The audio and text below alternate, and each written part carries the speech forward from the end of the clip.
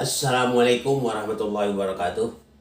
Alhamdulillahillazi anzala ala abdil kitaba wa lam yaj'al lahu iwaja. Asyhadu an la ilaha illallah wa la syarika lah wa asyhadu anna Muhammadan abduhu wa rasul. Allahumma sholli ala Muhammad wa ali Muhammad. Allahumma sholli ala Muhammad wa ali Muhammad. Qala Allah Ta'ala fil Qur'anil Karim, a'udzubillahi minasyaitonir rajim. Bismillahirrahmanirrahim. Ya ayyuhallazina amanu taqullaha haqqa tuqatih wa la tamutunna illa wa antum muslimun. Sadaqallahu azim. Pertama-tama dan terutama marilah kita bersyukur kepada Allah Subhanahu wa taala yang mana telah memberikan kesempatan kesehatan kepada kita semua. Semoga kita dalam mendapat barakah dari Allah Subhanahu wa taala. Amin. Amin ya rabbal alamin. Sebagaimana biasa datang pertanyaan dari Pak Jamal. Pak Jamal bertanya, "Ya Ustaz, bagaimana yang dimaksud Ustaz dulu persaingan yang sehat?" Saya tahu hanya persaingan saja, tapi tidak tahu tentang persaingan yang sehat. Bagaimana cara persaingan yang sehat itu Ustaz? Tolong Ustaz terangkan yang dimaksudkan dengan persaingan sehat. Jelaskan sejelas-jelasnya. Assalamualaikum warahmatullahi wabarakatuh. Ini Pak Jamal minta kepada saya untuk menjelaskan suatu persaingan yang sehat. Baiklah, Pak Jamal, saya akan jelaskan cara persaingan sehat. Contoh begini ya. Saya ini umpama ya, bukan benaran nih. Ini saya beri contoh supaya jelas. Saya ini mencalon presiden. Ya, saya mencalon presiden. Saya. Nampak kelihatan Pak Jokowi ini maju kelihatannya. Punya perbedaan luar biasa. Bagaimana saya menyaing dia? Saya bertekad bagaimana ya supaya saya nanti lebih bagus lagi dia. Saya bikin yang lebih baik lagi dia. Kalau dia umpamanya sudah cukup bagus, katakan 75%, saya akan buat 100%. Itu boleh. Yang tidak boleh persaingan sakit. Persaingan sakit itu bagaimana? Saya jelekkan dia.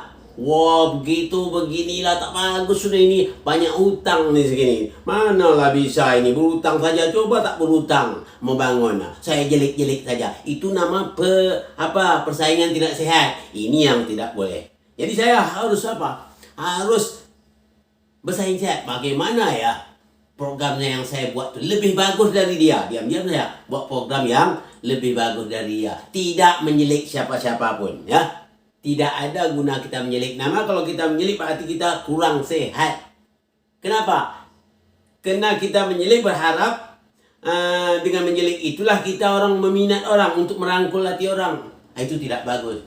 Jangan seperti saya katakan, seperti ada zaman dulu pedagang jeruk. Orang yang dagang jeruk, dia jawab asam-asam. Jeruk, asam-asam. Dia mengatakan jeruk orang tu asam. Tentu kalau jeruk orang tu asam, tentu orang tak laku. Dia sendiri yang laku. Ini namanya dalam, kalau kita berpolitik, politik terlalu rendah. Kotor nama politik seperti itu. Hanya dia, marilah kita kalau berpolitik, ya, berpolitik yang sehat. Ya, berpolitik sehat itu kita boleh iri hati dengan orang tak apa, tapi iri hati yang positif. Kita ajak orang ke jalan benar. Kalau dapat kita lebih baik dari mereka. Begitu maksudnya. Bukan menjelik mereka, tapi berbuat. Buatlah suatu contoh yang terbaik.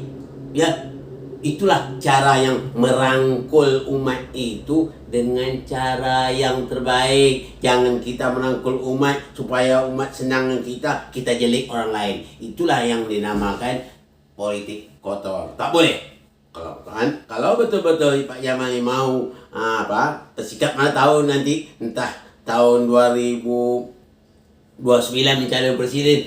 Kalau antum menjadi presiden, jadilah presiden itu yang bersaing dengan yang sehat, ya. Tidak ada kita menyelik-nyelik orang. Yang penting kita merangkul hati orang supaya orang senang pada kita. Kalau orang juga tidak senang, apa boleh buat?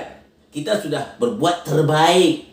Ya, kita berbuat terbaik, namun orang benci, itu kita serahkan saja kepada Allah Subhanahu wa taala. Jadi untuk Pak Jamal saya jawab, boleh kita membuat satu persaingan dengan siapa saja, tapi persaingan yang sehat. tidak boleh menjelik siapapun, ya. Yang boleh kita menampilkan kita sebaik-baiknya kita. Itu yang kita tampil, ya, tanpa menjelik-jelik orang lain. Kalau kita masih menjelik-jelik orang lain, berarti kita sama terlalu rendah, sama martabatnya seperti tukang jeruk tadi, ya. Supaya jeruknya laku, dia katakan orang menjual jeruk, dia kata asam-asam, jawabnya. Berarti jeruk orang tu asam, jeruk dia yang manis, maksudnya supaya jeruk dia laku. Ini siapa merupakan suatu perbuatan tidak baik.